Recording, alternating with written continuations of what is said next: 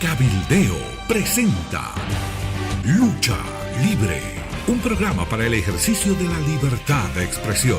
Bienvenidos. Muy buenos días, un gusto saludar a Diego y estar otra vez acá en Cabildeo. Creo que va a ser nuestra última presentación juntos en lo que queda del año. Y por lo tanto tenemos que decir todo lo que no hemos dicho en las sesiones previas, ¿no? Es ahora o nunca. Mira, yo creo que podemos comenzar ofreciéndoles... No, pero comenzamos felicitando a Roxana porque está de... sí, muchas felicidades, está de cumpleaños. Sí, que tengas un muy buen año. Un gran beso, un abrazo fuerte, gracias.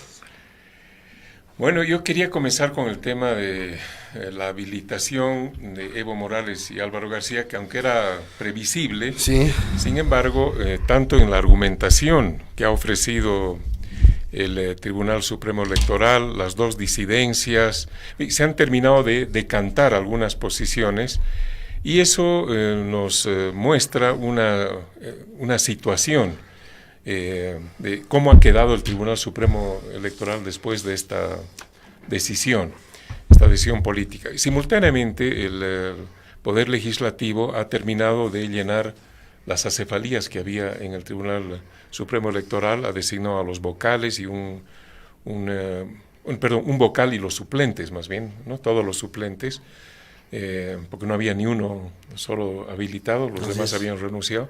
Entonces, ellos han tomado todas las previsiones en caso de que la crisis institucional dentro del tribunal termine con más renuncias que las dos que ya se produjeron, la de Katy Uriona y de Xeni. Entonces, eso me gustaría que podamos comentar.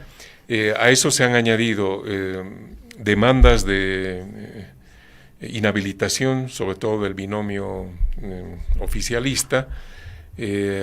Ya uno de los vocales ha adelantado una opinión de que no van a dar curso a ninguna inhabilitación. El Partido de Demócratas ha presentado más de 100,000 cartas de inhabilitación que han recogido firmas de mucha gente. Y creo que en torno a eso podríamos intercambiar un momento de este programa. Excelente. Para luego ver las consecuencias políticas que ha dejado la habilitación. ¿Qué dices, Diego? Me parece sensacional. Comienzo con algo que la gente no tiene que saber, pero lo digo. Invíteme un vasito, por favor. Esto es fuera de... Sí, me parece crucial comenzar con eso. Pero más bien comienzo preguntándote porque tú mismo has mandado una demanda de inhabilitación. Contanos en qué consiste, cuál puede ser el efecto, a qué estás apuntando. Mira, he hecho uso de mi derecho constitucional que está reconocido en la propia Constitución y en la ley electoral, que dice que cualquier ciudadano puede presentar una demanda de inhabilitación. ¿Qué es lo que ha ocurrido? El Tribunal Supremo Electoral ha aprobado un reglamento, que no está por encima de la ley, obviamente, así es, que dice, que en su artículo 40 dice que los militantes de los partidos están legitimados para presentar inhabilitaciones. Pero hasta en la propia redacción de ese reglamento, que provocó la primera crisis dentro del Tribunal Supremo Electoral, Katy Uriona renunció porque dijo que 2 personas habían votado en contra del reglamento, claro, y los demás a favor, y que se produjo un empate. Entonces, ella pidió que se revise el artículo 40 justamente porque viola un precepto legal y constitucional.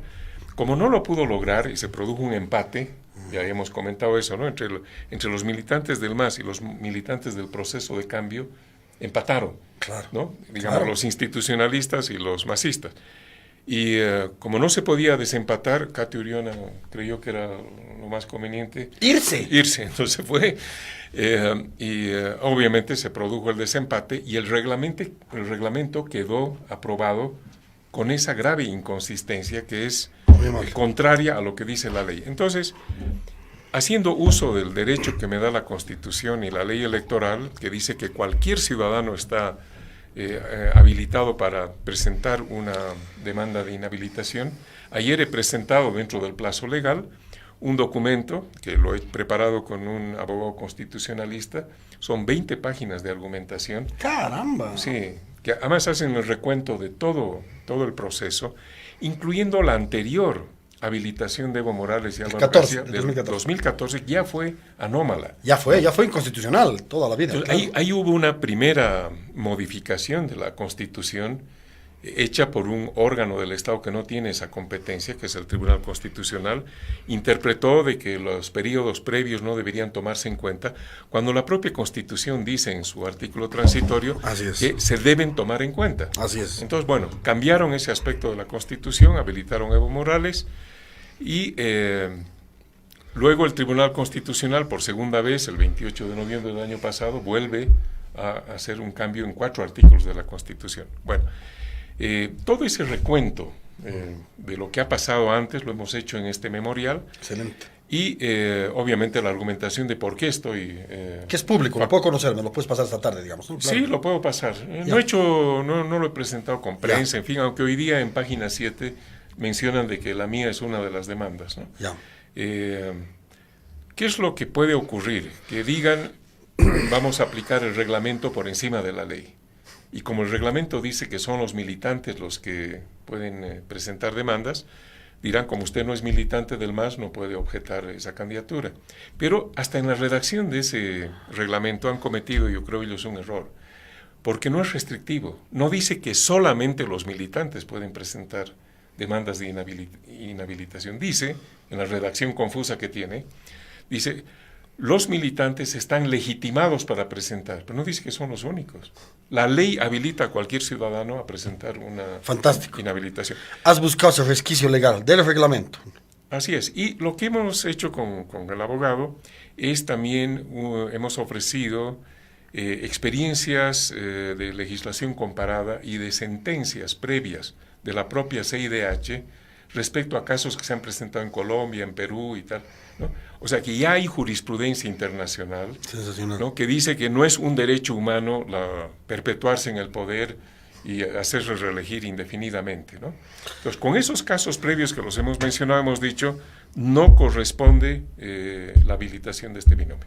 Me gusta y me parece claro. Pero a ver, yo voy a dar un salto a partir de lo que dices. Voy a dar un brinco. Con garrocha. Sí, con garrocha, exactamente. Yeah. ¿En qué consiste el brinco? A veces temo, José Antonio, que estemos en discusiones, porque todo esto que tú dices es sumamente útil, pero en seminarios que he estado participando, en talleres, discutimos mucho cuál es la pertinencia de uno u otro candidato, si se van a unir o no. Y en el fondo obviamos la pregunta más importante, partiendo de una certeza. ¿Cuál es la certeza? La certeza es que estamos viviendo en una dictadura. A mi criterio, esto lo he explicado apelando a distintos marcos teóricos, pero estamos en una dictadura. Por lo tanto, la pregunta de rigor es ¿cómo enfrentamos a la dictadura? ¿Cómo resistimos? ¿Por qué hago esta pregunta? Y me voy a acoplar a lo que tú dices, porque es fundamental. Está bien, gracias. Es José Antonio, estamos viendo, y lo dices tú, que el Tribunal Constitucional ya falló anómalamente el 2014 y después hemos visto una seguidilla de contravenciones legales espantosa. En función a todo eso, y no solamente por una especulación maligna y genéticamente ¿no? metida en mis venas de maldad congénita, no. Estoy convencido, esa es mi hipótesis de partida, estoy convencido que el señor García Linera, junto con el señor Evo Morales, van a hacer un fraude electoral. Es decir, no tengo la menor duda, cuando estemos discutiendo los binomios y la pertinencia del candidato, y estemos con una planilla de candidatos a diputados fabulosa, rescatando la nueva, digamos, representatividad de la gente, en un nuevo tejido social, todo muy meritorio, ellos ya tienen predispuesto un fraude. Es decir, este copamiento del órgano electoral de hoy en día, con toda su gente, son todos masistas, no es casual. Yo lo estoy viendo ya el 28 de octubre en la noche a García Linera decir hemos ganado con el 55%. ¿Qué podríamos hacer? Dime tú. ¿Qué podríamos hacer si nos van a decir hemos ganado con el 55%? A mí me resulta mítica, y te he oído alguna vez, pero me resulta mítica esta idea de que no hay problema, el padrón electoral es seguro. No me creo para nada eso. Yo no creo que para nada sea seguro Y lo que realmente es seguro es que estos señores, en función a su historial de trampas, ¿no?, de contravenciones legales, de utilización de la norma para preservar el poder, van a intentar claramente hacer lo mismo el día de las elecciones, si es que hay alguna posibilidad de que nosotros ganemos. Yo estoy convencido, y este es el mensaje, y concluyo con esto, que el mensaje para la gente tiene que ser: estemos optimistas, porque realmente tenemos el chance de ganarlos. Por eso están nerviosos, por eso están tan nerviosos. Con esto no quiero más bien generar desesperanza, simplemente quiero ser realista para ver precisamente cuál es la estrategia que adoptamos, cuáles son los mecanismos de resistencia que adoptamos, José Antonio, porque yo parto de esta hipótesis futurística de que van a hacer fraude, jamás se van a salir, y al estilo de Maduro van a decir: ¿y dónde? Compruébenos, es 55%. Y mientras comprobemos, denunciemos por todos los ámbitos internacionales, ellos van a seguir 3, 4 años más, y el fallo posiblemente venga un 2024 de la Corte Interamericana, nos diga: cierto, había habido fraude. Tarde, Marqués, se quedaron 4 años o 5. Es decir, ¿cómo evitamos esto y no jugamos solamente este juego de las elecciones? Mira, yo creo que hay un antecedente histórico que conviene recordar, y es el de la transición de los 7 años de dictadura de Banzer a la democracia que se terminó de instalar el 82. Banzer convocó a elecciones el año 78, si tú te acuerdas, ¿no? Por supuesto. Primero, o sea, fue obligado a hacerlo. Claro, quería ser el 80. Y obviamente nadie confiaba ni en el padrón electoral, que no había en ese momento, era otro el procedimiento de registro y de voto. Claro. Te acuerdas que habían papeletas separadas, claro. no había la papeleta única, multicolor y tal. Bueno, pero la gente fue a las elecciones y derrotó a la dictadura, ¿no? Y esa sí que era una dictadura sin parlamento, o sea, más extrema, digamos, que la que estamos viviendo ahora, ¿no? Yo creo que hay conductas dictatoriales, y lo que acaba de ocurrir con el Tribunal Supremo Electoral, porque todavía había un resquicio, y decíamos, si actuara conforme a lo que dice la Constitución y las leyes, lo que debió haber hecho el Tribunal Supremo Electoral es decir, no podemos habilitar a Evo Morales. Nosotros mismos hemos administrado un referéndum, el del 2016, y hemos dicho que ahí ganó el no. Claro. ¿No? En la publicidad que ha circulado en las últimas semanas, ¿no? La publicidad que hizo el propio Tribunal Supremo Electoral dice que si gana el no, Evo Morales y Álvaro García, con nombre y apellido, no pueden volver a postular. Claro. O sea, el mismo órgano del Estado que hace esa publicidad, administra ese proceso, luego lo niega, ¿no? Borra con el codo lo que había aprobado con la mano. Bueno, eso obviamente ocurre en un régimen que está ya por encima de la ley, está más allá de lo que dice la Constitución, y son rasgos dictatoriales, ¿no? Yo prefiero usar la denominación de la oposición entre democracia y autocracia, ¿no? En este caso, un régimen autocrático donde todo el poder está concentrado en una sola persona, que hace que se cambie la Constitución y las leyes de acuerdo a su antojo. Bueno, pero vuelvo a lo de Banzer, ¿no? El 78 hubo una elección y claro, ganó Pereda con más fraude. votos que inscritos. Tenía más votos que inscritos y eso no fue pues sostenible. Entonces, yo creo que no hay nada que pueda hacer el actual partido de gobierno que le salga bien. Es decir, en términos jurídicos, la argumentación de que los derechos humanos de Evo Morales están por encima de la Constitución, eso no le funcionó. O sea, no le cree nadie. O sea, nadie con un mínimo de conciencia democrática puede tragarse ese tipo de argumentación. Y tal es el grado de la perversión en la argumentación jurídica que el propio Tribunal Supremo Electoral, al momento de habilitar a Evo Morales y Álvaro García, ha tenido que no mencionar el carácter vinculante del 21F, ¿no? Se han hecho los onzos. Bueno, entonces están haciendo este tipo de cosas que lejos de ayudarlos o legitimarlos, le quitan cada vez más legitimidad. Ahora bien, de todas maneras tienen fuerza suficiente. Si controlaban antes 3 poderes del Estado y había dudas sobre el cuarto, ahora no hay ninguna duda de que el Tribunal Supremo Electoral tiene una relación de completa dependencia, ¿no? Son obsecuentes con la línea que le baja el gobierno. Entonces, en esas circunstancias uno diría, ¿qué sentido tiene ir a unas elecciones? Pues tiene sentido porque tenemos verdaderas posibilidades de ganar esa elección. Yo soy parte de eso, por supuesto. Termino con esta observación sobre el fraude. El padrón electoral no es confiable.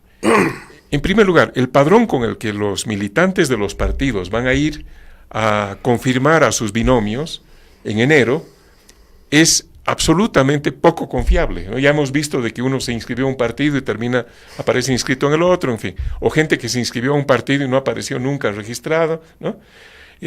Ahí vamos a ver qué pasa con el 1.000.000 de votos que dice que tiene, o de militantes que dice que tiene el MAS, ¿no?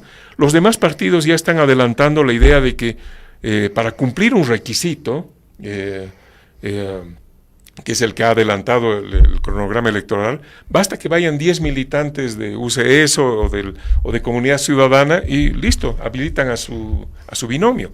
No son elecciones primarias, no hay ni un solo partido que esté llevando 2 binomios. Por eso ya lo hemos comentado antes, sí, esas elecciones son una aberración, las primarias, ¿no?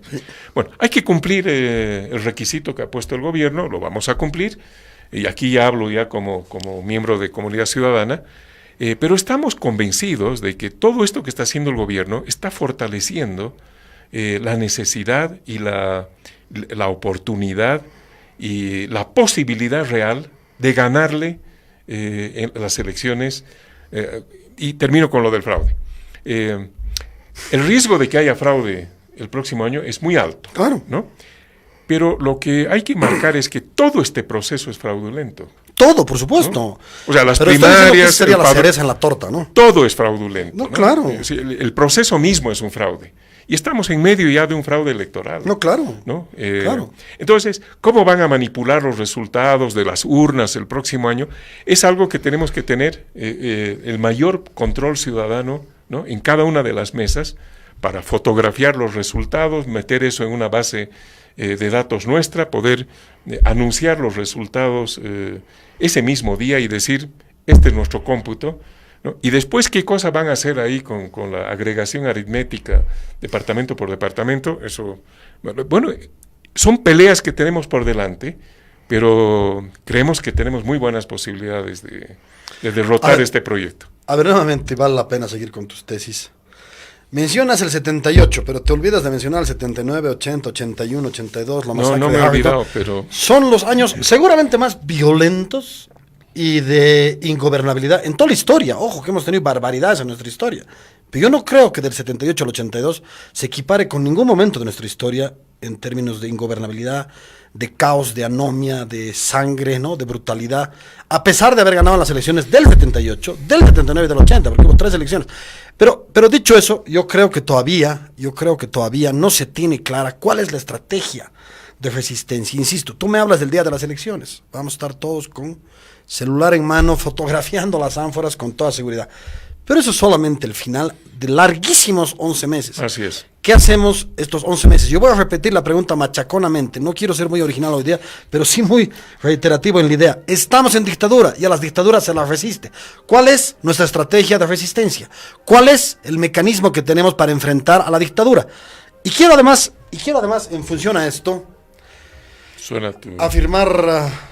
¿Es mi celular? Sí, pero sigue. Sí, quiero afirmar lo siguiente. Si parto de la certeza de que estamos en una dictadura, o al menos estamos en un régimen de autoritarismo competitivo, o de democracia liberal, como se llama en otros casos, o de democracia delegativa, hay distintas denominaciones según el autor. Si parto de esos conceptos, tengo que actuar en consecuencia también en mi vida privada. Hay que estar muy, con las antenas paradas, muy atentos a que el gobierno no nos punce sobre los impuestos, no encuentre deudas, no nos encuentre amantes. Y aquí quiero mostrar que en este tipo de dictaduras van a empezar a surgir los infiltrados. Gente... Ya están actuando, ¿no? Por ya lo que hemos visto en Santa Cruz. Lo que hemos visto de Santa Cruz, un muchacho con su polera del 21F sobre la moto del policía que lo estaba reprimiendo, amiguitos ambos. Claro, aquí hay un contubernio, nos podría llevar a alguna falsedad, posiblemente no es así, pero es mejor cuidarnos. Yo creo que en estos procesos, y el MAS sabe de esto, y los cubanos saben de esto, van a tener infiltrados, van a tener matajaris, van a tener conspiradores profesionales, van a tener soplones, buzos. Hay que tener mucho cuidado. Esta estrategia de resistencia implica que estemos con las antenas paradas todos los días, José Antonio. No solamente podemos creer en nuestras fuerzas, sino tenemos que creer en lo único que les queda a estos señores. ¿Les queda ideas? No. ¿Les queda un programa? Claro, no. Les queda simplemente la ambición. Fuerza. Claro, exactamente, la fuerza. De la fuerza. Pero la fuerza y este tipo de estrategias que no son de fuerza, más bien son sutiles, no son engañosas. están ahí presentes, yo no sé.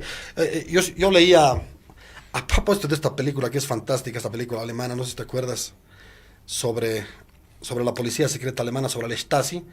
Claro, veía datos y te muestra que 1 de cada 5 ciudadanos era espía.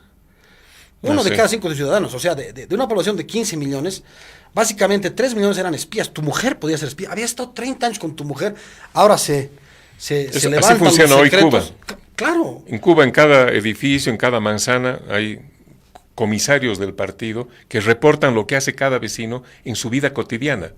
Vino fulano a visitar, se ha comprado televisor nuevo, ¿no? Porque eso es sospechoso. Todo eso lo reportan los cubanos.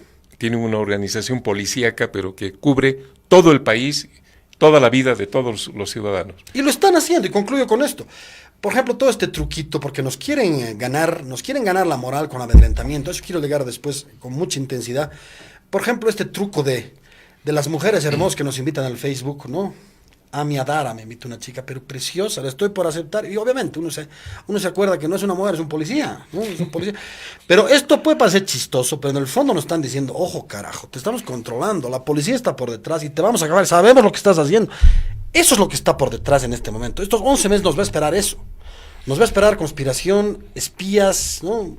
Engaños, más mentiras, además de la represión, por supuesto. ¿Cómo enfrentamos eso? Es mi pregunta. Mira, estoy de acuerdo contigo en que la transición democrática anterior, ¿no? La del 78 al 82, fue el periodo tal vez más complicado de la historia contemporánea de Bolivia. Hubo 4, 5, no sé cuántos golpes de Estado, 3 elecciones generales, claro, 2 gobiernos interinos, en fin, fue un desorden institucional y político, pero finalmente se impuso y se instaló la democracia en octubre del año 82. Ganamos. Y ese régimen ha durado hasta que el MAS llegó al poder y comenzó a cambiar las reglas básicas de un orden democrático. Ahora bien, yo creo que sería una ingenuidad decir que vamos a derrotar al prorroguismo y al gobierno autocrático con memoriales, ¿no? Es decir, vamos a presentar más demandas. Oye, que por supuesto hay que hacerlo. Hay que hacerlo porque hay que agotar todas las vías claro, legales y constitucionales hasta donde se nos permita. Pero yo creo que hay tareas de resistencia democrática frente a la arremetida de la fuerza que va a ser brutal. Entonces, lo que hemos visto ayer en Santa Cruz ya es una primera señal de lo que está dispuesto a hacer el gobierno. Absolutamente nadie cree que el incendio del Tribunal Supremo Electoral fue hecho por gente de la oposición democrática, ¿no? Ahí, el que la policía se haya retirado oportunamente, que hayan dejado que se acerquen unos encapuchados para tirar las bombas Molotov, el personaje que aparece en la moto del policía, bueno, ese es un hecho medio confuso. Con el tatuaje del Che. Eso es más revelador, ¿no? La gente que está defendiendo la democracia en las calles no lleva el tatuaje del Che, que es alguien que no creía en la democracia, más bien creía en la lucha armada, ¿no? Y en la imposición de la fuerza. Los guevaristas están con el gobierno, no están con la oposición. Entonces, esos guevaristas que estaban ahí tirando piedras... Bien que lo aclares, hay que dejarlo claro. Sí, entonces... Yo creo que vamos a entrar... Infiltrados del gobierno, mercenarios del gobierno. Sí, y aquí en La Paz lo hemos visto el miércoles pasado, ¿no? Cuando llegaron las 2 marchas. Ahí también hubo unos actos de provocación de gente encapuchada, ¿no? Bueno, hay que reconocer también que habían grupos ciudadanos que con legítima indignación gritaban a la policía y tal, ¿no? No, por supuesto. Bueno, la policía no era nuestro enemigo ese día, y no lo es ahora, ¿no es cierto? No hay que confundirse, ¿no? La policía es utilizada por el gobierno para reprimir o para dar seguridad en algunos casos, y no hay que enfrentarse con la policía. Yo aprovecho este espacio para transmitir esa venga, digamos, a mis compañeros de plataformas ciudadanas, de no confundirnos quién es el adversario real, pero que se viene una etapa la más complicada en la historia de la democracia. La democracia se instaura el año 82, no es que se recupera o que se restaura, no, lo que hubo antes no tenía nada que ver con el tipo de democracia que se instaura el 82. Bueno, desde el 82 hasta hoy, lo que estamos viviendo ahora, a lo que nos ha llevado el partido de gobierno, es la prueba más difícil de todos estos 35, 37 años, no sé cuántos van. Entonces, hay que crear formas de resistencia democrática que tampoco las hemos ensayado en el pasado, ¿no? Y eso implica movilización, vigilancia, desgaste hacia las tendencias represivas del gobierno. Obviamente vamos a ensayar lo que esté en nuestras manos y lo que sea pacífico y democrático, ¿no? A diferencia del gobierno, que puede aplicar cualquier medida ilegal, inconstitucional, nosotros tenemos esa autorrestricción. Nosotros sí creemos en la democracia, en la Constitución, en las leyes. No podemos transgredirlas en las formas de oposición que hagamos. Pero eso tenemos también, y la Constitución nos da el derecho a oponernos a un régimen tiránico. No, por supuesto. Y lo vamos a hacer. Lo Entonces, ahí yo creo que el conjunto de los partidos políticos, a pesar de la aparente dispersión que tienen, van a ir encontrando mecanismos de articulación para hacer una oposición mucho más enérgica. Pero ahí ¿qué dices tú? Ahí sí quiero aumentar algo, que también es importante decirlo claramente a la gente, porque tenemos que cuidarnos. Es relacionado con este titular del periódico Cambio. Vándalos del 21F intervienen en Santa Cruz. ¿Qué es lo que está buscando el gobierno? Que es una estrategia viejísima, además de las dictaduras. Esto está alucinantemente documentado en un texto de Levitz que se llama ¿Cómo mueran las democracias?, que comienza el libro mostrándonos el famoso incendio del Reichstag con Hitler en el año 33, que claro, como estaba incendiando todo, él dice, tengo que restablecer el orden, ¿no? Seguramente él mismo inició el fuego para restablecer el orden y hacer tabla rasa con los opositores. No es que los encarceló, los mató a todos. Lo mismo ha hecho Putin, por ejemplo, respecto a los chechenos. Ha aprovechado que los chechenos secuestraron un teatro para arrasar con ellos y terminar poniendo un títere. Esta estrategia es normal en dictaduras. Ya lo utilizó el mismo gobierno, diría yo, en octubre. Por supuesto que sí, con la masacre del Porvenir, claramente. Sí. Pero ojo, y aquí sí quiero ser enfático y decir con nombre y apellido, el ministro Romero es experto en esta táctica. Incluso con los estallidos del carnaval de Oruro ya querían buscar culpables. Hugo Moldi salió y uno dice, ¿este es imbécil? ¿No? Uno dice, es tonto este hombre. Dijo, alguien de la derecha y del imperio. Tú dices, ¿está hablando en serio? Sí, está hablando en serio porque tienen un guión. El guión es culpar a la oposición. ¿Para qué? Y aquí quiero ser enfático. ¿Para qué? Para tener autorización para matar. José, ese es el peligro que tenemos que enfrentar. Tienen que tener una carta blanca legal para matar. Tienen que tener una carta legal. Tienen que tener la autorización legal. Vándalos, mátelos, reprímalos. Ahora sí tenemos el argumento legal para ir contra ellos. Por eso, yo repetí en el anterior programa que estaba con Yerko, y lo he escrito además, necesitamos que la coalición que vaya a vencer a Evo Morales, además de ampliada y programática, tenga que ser pacífica. Nos tenemos que movilizar día y noche, pero pacíficamente. Eso no significa como Gandhi entregando el cuerpo, como Madres Teresas, no. Significa ser absolutamente duros y claros y chocar cuando haya que chocar, pero sin caer en este juego perverso del gobierno, porque nos quiere hacer pisar el palito para tener esta autorización de matar a mansalva, José. Sí, se vienen días muy complicados y esperemos que no tan violentos como el pronóstico que haces, ¿no? Pero ya hemos vivido con este gobierno la manera en que ellos resuelven las crisis políticas, por ejemplo, lo del Hotel Las Américas, ¿no? Claro. Hay cada vez más pruebas de que eso fue una cosa montada por el gobierno. Hubo una ejecución de esas 3 personas, no hubo tiroteo ni resistencia.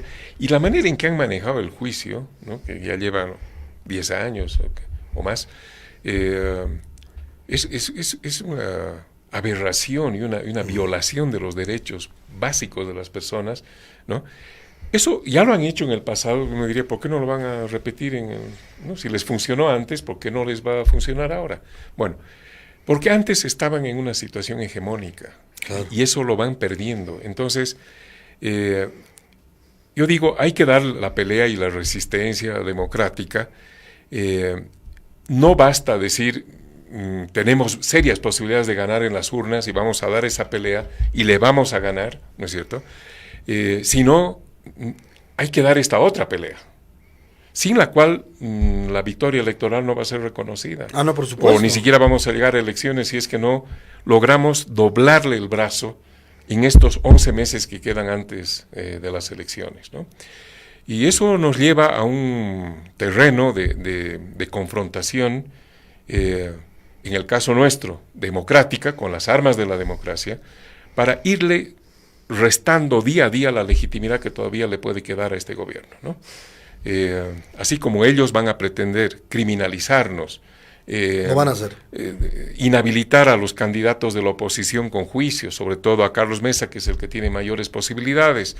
No nos sorprenda que inicien nuevas acciones en el Parlamento de investigación, de juicios y tal. ¿Seguro? ¿No? Bueno, hay que estar preparados para eso, pero nada le está saliendo bien al gobierno, ¿no? Y el contexto general, para empezar, dos contextos. El regional, el contexto internacional, es cada vez más desfavorable para este tipo de regímenes, ¿no? Hay una transición que ya se ha iniciado en toda la región, ¿no?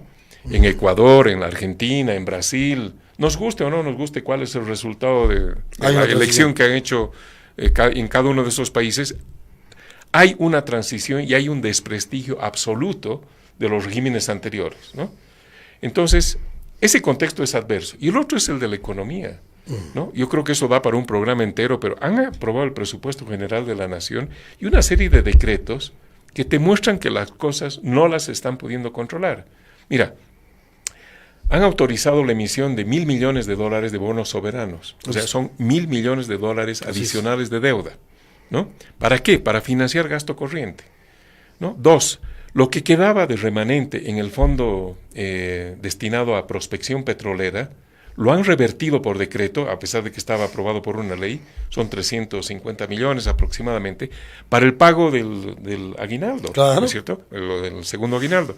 3, han autorizado que los municipios, universidades, gobernaciones, ministerios, echen mano de los recursos de inversión, ¿no?, para poder pagar el segundo aguinaldo, porque con los gastos corrientes que tienen no les alcanza. No les alcanza. Entonces, han hecho una medida de carácter absolutamente electoral, que es el pago del segundo aguinaldo, pero no tienen cómo financiar eso, ¿no? Lo mismo, han hecho el perdonazo en impuestos internos para recaudar los 1.000 millones de bolivianos que han recaudado hasta ahora, porque están entrando en un déficit fiscal muy serio. No, por supuesto. Brasil y la Quinto Argentina año seguido ya nos de han déficit adelantado fiscal. de que ya no quieren suscribir el mismo volumen de compra de gas. Entonces, la situación económica se le está volviendo muy complicada al gobierno. Lo que van a dejar como herencia para el siguiente gobierno en 2020 va a ser también muy difícil de administrar, pero lo vamos a hacer, ¿no es cierto? No es que nos vamos a correr de la escena porque la herencia que nos deja este gobierno es muy mala. Bueno, ese será parte del trabajo de poner en orden la casa a partir de Pero como tú 2020. dices, el aspecto económico da para mucho, ¿no? Da para hablar muchísimo. Yo quería realmente hablar de todas las posibilidades políticas. Ayer leí el informe de Fundación Milenio sobre la deuda, por ejemplo, y nos muestra que hasta el año 2020, ahorita tenemos deuda externa de 9.000 millones, más la interna llegamos a 19.000 millones. El 2020 ya estaríamos rondando 11.500 de deuda externa y casi 18.000 de deuda interna, 29.000 millones, que representa 66% del PIB, 2/3 del PIB, nos habríamos pasado del 50%, pero digamos, no quiero entrar en eso. A mí la pregunta que yo me hago, y realmente necesito tener una respuesta clara, y la tengo que ir aclarando estos días, ¿cómo evitamos los miedos sucesivos que tiene la gente? Primer miedo, y ayer lo conversábamos, uno, miedo al retorno al modelo neoliberal, porque eso dice el gobierno y eso está argumentando todo el tiempo. Vamos a permitir que vuelvan los neoliberales. Eso que para nosotros es una sandez, para mucha gente puede tener sentido. Miedo a los culitos blancos, ¿no? Carlos Mesa se junta con Gustavo Pedraza y básicamente dejan excluida a la gran parte de la población que Evo Morales ha permitido que entre. Miedo a que Carlos Mesa, si llega a ser gobierno, no se nos escape a los 6 meses, ¿no? Es decir, hay ciertos miedos que hay que revertirlos porque la gente tiene que creer en esto. Tenemos el chance de ganar. Tenemos que insuflar ánimo a la gente porque es primera vez que tenemos chance de ganar y además a una dictadura, ¿no? Es doble triunfo, ¿no? Así es. Estamos ganando en la mérito. cancha con 7 jugadores frente a 11 que tienen al árbitro más. Así los vamos a ganar, ese es el punto. ¿Cómo desterramos estos miedos, José? Mira, sembrar la confianza en la gente y es la tarea del liderazgo, ¿no? Los líderes tienen que darle al país la certeza de que al final de esta pelea lo que viene para Bolivia es mejor que lo que nos está dejando el MAS. Seguro. Ya. Esa conciencia la gente la tiene cada vez más clara, ¿no? Así que no hay condiciones de sostenibilidad del actual modelo, del actual régimen, ¿no? Eso es pésimo para el país, seguir con este endeudamiento externo e interno, seguir con el modelo extractivista, eso la gente lo tiene cada vez más claro, ¿no? De manera que tenemos además no solo herramientas electorales, tenemos argumentos e ideas, ¿no?, que pueden enamorar a sectores sociales que se ilusionaron al principio de este régimen con el proceso de cambio, pero que ahora advierten que eso está agotado, que no hay nada más que esperar ni que pedirle al actual gobierno, ¿no? Lo que tenía que hacer ya lo hizo. Si ves su oferta programática es eso, más deuda, más desarrollismo, más obras del Evo Cumple que se están cayendo a pedazos, más elefantes blancos, el país está lleno de aeropuertos que no sirven, ¿no es cierto? Eso la gente lo percibe, no necesitas hacer una argumentación especial. Los medios de comunicación se ocupan de mostrar día a día el fracaso del modelo de gestión patrimonial del Estado. Ahora, aún así, son muy fuertes, aún así hay cierta narrativa que todavía es eficaz, la de la nacionalización, de los derechos indígenas, ¿no? Cada vez menos, pero todavía, al menos a los sectores afines al MAS, los tiene convencidos, ¿no? Y que la opción a Evo Morales, que si Evo Morales sale, viene el imperio y se va a llevar todos los recursos naturales. No, pero disculpa que te corte, te tengo que cortar, disculpa, pero a ver, yo no creo que sea una cuestión de razón, yo creo que la gente se da cuenta, no es tonta, se da cuenta que, claro, hemos alfombrado el país de alfombras persas, ¿no?, por decirlo de alguna manera. Eso lo sabemos. También lo saben los venezolanos. Y sin embargo no les queda otra que hacer colas, no les queda otra que emigrar. Es decir, a lo que voy no es una cuestión de razón, es una cuestión de voluntad. Puedes creer, puedes saber, no creer, puedes saber que esto es un modelo trasnochado, corrupto, ineficiente, lo sabemos. Pero ¿qué haces si no tienes voluntad? Si sabes que ellos tienen el poder, si sabes que de todas formas todo lo que hagas no va a servir. Esa sensación de impotencia es tremenda, es desoladora. Porque tú sabes que son unos cerdos, pero te tienes que ir, José, te tienes que ir. Ese es el drama de Venezuela. Ese es el capitalismo más victorioso. Es lo que llaman el capitalismo biológico. Has vencido todo, solamente te queda tu cuerpo y tienes que sobrevivir. ¿Por qué? Porque tienes hijos. Y si no tienes tu tarjeta de racionamiento para ir, si no comes. No te sirvió de nada la razón. Eres meramente un ser biológico que tiene que subsistir. Ese es el estado de los venezolanos en este momento. Y no importa que piensen, ya no importa que piensen. O sea, no importa, ya han perdido todo. Es solamente o escapar o hacer colas resignados. Esa derrota es brutal, es la desazón política. He buscado además yo teoría, desazón política no hay, pero este concepto es brutal, desazón política. Nosotros no podemos caer en eso. Es decir, vamos a ganarles y podemos ganarles. No basta tener la razón. ¿Cómo generamos esa voluntad sólida para estar todos los días en las calles sin declinar? Ese es mi mayor cuestionamiento. Está bien, tu respuesta parte del liderazgo. Tenemos que tener un liderazgo sólido que nos haga creer en esto, eso está claro.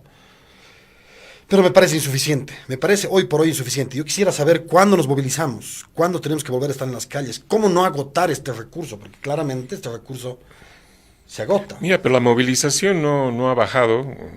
Obviamente, la semana pasada ha sido más intensa, en el caso de La Paz, ¿no?, con la llegada de las 2 marchas, el momento en que habilitaron a Evo Morales, la gente salió a las calles, en fin, hubo un paro bloqueamos fuerte, todas las calles, ¿no?, claro. el día 6, en fin, el 6, ¿no? Sí. Sí. Obviamente no podemos tener al país bloqueado indefinidamente, No. O con bloqueo de caminos y ese tipo de recursos extremos. Pero sí hay un estado de movilización, que no solamente es movilización de conciencias, no son actos reflexivos, la gente está dispuesta a salir, a ser convocada, a sumarse e inscribirse en los partidos que tienen mayores oportunidades para dar la pelea también desde el ámbito partidario, ¿no? Así es. Bueno, eso está ocurriendo. Y por otro lado, hay en las organizaciones sociales un proceso de diferenciación interna que es muy marcado, ¿no? Es decir, el gobierno lo que hizo es dividir CONAMAX, IDOB y otras organizaciones, la propia Central Obrera, ¿no?, entre orgánicos y oficialistas. Se llevó a los oficialistas, los financió. Hace poco Evo Morales ha vuelto a regalar camionetas, sedes sindicales, ¿no?, para la Central Obrera. Es decir, pero ese modelo de mantener lealtad entregando dinero del Estado, ¿no?, como si fuera propio, claro, porque son dueños de los recursos que aportamos los contribuyentes, Eso tiene límites, ¿no? No se puede sostener indefinidamente. Y el malestar dentro de la Central Obrera Boliviana, dentro de los sindicatos, las organizaciones indígenas, es cada vez mayor, ¿no? La gente sabe que este modelo no es sostenible y está buscando alinearse en la opción de cambio, ¿no? La gente está apostando al cambio, no al proceso de cambio, que eso está agotado, ¿no? Para poner el nombre del MAS, pero a un cambio distinto, a una transformación mucho más profunda a partir de... Rápido, paréntesis, más allá del líder, yo creo que 2/3 de los bolivianos estamos ya claramente conscientes de que este modelo es un fracaso. Yo creo que no vamos a terminar en una Venezuela, Diego, ¿no? Ni en una Nicaragua, ni en una Cuba. Es decir, si hay un país que sabe lidiar con las dictaduras es Bolivia. Es decir, la memoria larga está en nuestros genes, ¿no? Hemos tenido tal cantidad y diversidad de dictaduras y ninguna de ellas ha prosperado. Bueno, este régimen es distinto a los anteriores, es más parecido al MNR del 52, ¿no? Hasta el 64. Ha llevado, ha introducido en los sistemas de dominación cuestiones que no habíamos visto antes, ¿no? Que sí vienen de la experiencia y del manual cubano, venezolano, nicaragüense, en fin. Pero tampoco son novedades muy grandes, ¿no? Y yo creo, apelo a la memoria larga de este país y a su tradición de lucha, de defensa de valores fundamentales, de que vamos a derrotar a estos... No, eso es seguro. La cosa es cuándo. Yo, por ejemplo, me preocupo mucho, hoy por hoy, este gesto de Maduro dándole la mano a Putin. ¿Qué significa esto? Que el mundo nuevamente, fíjate, no necesitan ni siquiera ellos la complacencia internacional, se ríen de la Corte Penal Internacional. Así es. Se ríen de todo. Y una cosa, diga más brevemente, te interrumpo, no es un buen momento para la democracia en todo el mundo. Ah, no, por supuesto. ¿No? Por supuesto. Es el regreso de los autócratas, de los Erdoganes, de los Trumps, de los Putin. Eso están en su época de mayor gloria, ¿no? Y el sistema internacional los tolera, ¿no? No, y fíjate, China también es pero fíjate este proceso estado... evolutivo que ha tenido este modelo, que te lo documenta muy bien un par de autores politólogos, te muestran que hay 3 grandes momentos en la historia de la democracia de este último periodo, de lo que ha sido la tercera ola. Del 82 ola. para ahora. Sí, señor. Ya. En general en América Latina, ¿no? Y del mundo, tercera ola de democracia. Te dicen el primer momento, con Fukuyama diciendo, listo, esta es la historia, se terminó, para de contar, democracia liberal por siempre. No, en ese momento los autoritarios estaban acomplejados, sentían vergüenza de ser autoritarios, dice. No, entonces se escondían en pequeños reductos, digamos ya clásicos, ¿no? Como puede ser Birmania, por decirte, pero eran casi focos aislados y ciertamente avergonzados de no ser democracias. Uh-huh. En un segundo periodo, te muestra más o menos 2008, te señala ahí, han perdido el complejo. Más bien han revitalizado sus fueros dictatoriales y han sido dictadores de frente. Han dicho, ¿quién nos hacen ustedes? ¿No? Tiananmen marca, digamos, el momento crucial. China, ¿no es cierto? Listo, somos autoritarios. Birmania igual, matando a los monjes. Sí, somos autoritarios. ¿Y qué carajo? ¿No? Entonces, de frente te lo dice. Pero estamos pasando un tercer momento, dice él, que encima están empezando a crear sus propias organizaciones paralelas. Es decir, tienen en este momento incluso canales de expresión, tienen sus propios canales. Los chinos, los iraníes acaban de inaugurar los iraníes un canal de televisión. Es decir, tienen sus organizaciones, consejos de economía, el Consejo Asiático de Economía es poderoso. Es decir, tienen organizaciones económicas, tienen lazos económicos en el mundo. Han generado una plataforma institucional paralela. Por eso cuando lo veo a Sacha Llorenti defendiendo a Rusia, defendiendo al Assad, por ejemplo, tú dices, este es imbécil. Dices, no es imbécil. Es decir, se están aferrando. Forman parte de son 2 modelos, de una internacional, para llamar. De una internacional que tiene un discurso, además. Sus 2 palabras preferidas son: somos civilización, somos más que democracia. No nos jodan con su democracia. Y somos antinorteamericanos. Y somos antinorteamericanos y además endógenos. No antiimperialistas, porque ellos también actúan como imperios. ¿no? Son imperios, por supuesto. Pero son antinorteamericanos. Sí, pero además, ¿sabes qué? La idea es: nadie interviene, tenemos soberanía. Civilización y soberanía son los conceptos magnánimos, ya no es democracia, ha pasado de moda eso. Entonces claramente estamos en un momento de antípodas y estos señores, el Evo, les basta con tener la legitimidad, ¿no? Estar conestados por un Putin o por un ¿cómo se llama el de China? Se me ha ido. El secretario general del partido y del Estado, sí. Bueno, esa es su forma. Creo que sí. Sí. No, esa es su forma de legitimarse. No les interesa ya tener el beneplácito. Están colgados de otro modelo. Un modelo claramente antidemocrático, pero aquí hace gala de eso. Ya se complace de ser liso, de frente. Con un Ese es el agravante peligro. en nuestro caso, porque has hablado de las tendencias globales y Evo es parte de una de ellas, ¿no? Seguro. Aquella que desconoce la democracia, que se estornuda en los convenios internacionales, en fin. Hay un agravante, y con esto no quiero añadir motivos de preocupación o de desánimo, ¿no? Y es la base de sustentación social del gobierno, además un tema que tú lo has explicado muy bien en varios artículos tuyos o libros. Hay sectores de la economía llamada popular, pero en realidad es economía ilegal, ¿no? Contrabandistas, pichicateros, Claro. bueno, que se han empoderado en estos años, ¿no? Y están detrás del partido de gobierno y lo van a defender porque están defendiendo su medio de vida y sus economías criminales. Sí. Bueno, entonces, ese es un desafío mayor que tal vez no hay en algunos otros lados. Por ejemplo, en Venezuela. En Venezuela el negocio del narcotráfico lo manejan los militares, ¿no? No tiene una base social muy ancha.